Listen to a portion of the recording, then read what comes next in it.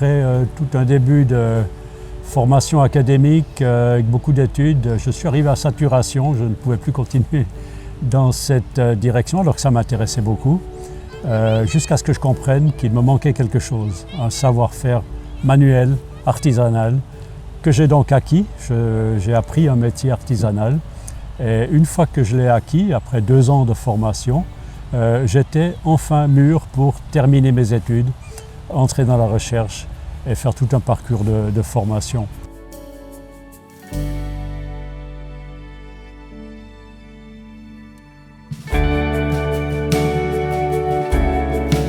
Ce réseau va être relié par des sentiers, c'est pour ça que le projet s'appelle les Sentiers des Savoirs, qu'on invite aux itinérants à parcourir à pied pour aller d'un endroit d'apprentissage à l'autre.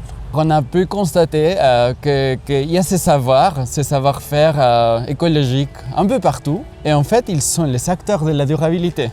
Malheureusement, ils sont des fois isolés ou bien leur travail c'est peu valorisé. Donc l'idée des Sentiers des Savoirs, c'est de rendre plus visible cette personne, ces pratiques et aussi rendre accessible à ces savoirs les apprenants, les gens qui veulent se lancer dans une activité plus écologique. Dans la pratique, on a une plateforme en ligne qui permet de rendre plus visibles ces pratiques, mettre en réseau les différents acteurs, mais aussi d'offrir une formation ou des stages sur le terrain qui permet l'apprentissage beaucoup plus adapté à toutes les personnes qui parcourent les Sentiers des Savoirs.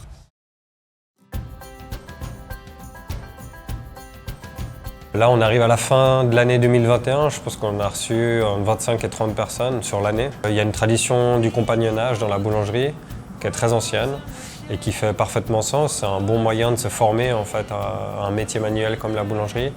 Donc le compagnonnage, c'est finalement prendre son baluchon, voyager à travers ce métier, donc atterrir dans une ville, dans un village, un endroit, et puis y trouver le boulanger du coin et travailler pour lui gratuitement. En retour, on a le gîte et le couvert, et puis une formation. Il faut plus de boulangers motivés, passionnés, et surtout des jeunes boulangers qui vont pouvoir permettre à la filière justement de se renouveler et d'avoir plus de bon pain simplement dans la région, quoi. En tant qu'ancien président de l'association suisse des accompagnateurs en montagne, je me suis rendu compte qu'on ne peut pas réussir seul.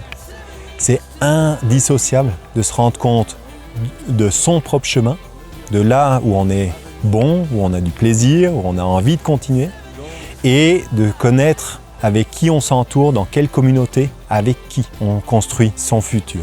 Et du coup, de créer un sentier où on peut aller de personne en personne, ça les met eux-mêmes à l'épreuve de qu'est-ce qu'ils peuvent encore découvrir et qu'est-ce qu'ils peuvent apprendre les uns des autres. Créer un sentier des savoirs peut être aujourd'hui vraiment une idée novatrice où on va revaloriser l'être humain là où il est et on peut mettre un cadre pour apprendre mieux ensemble.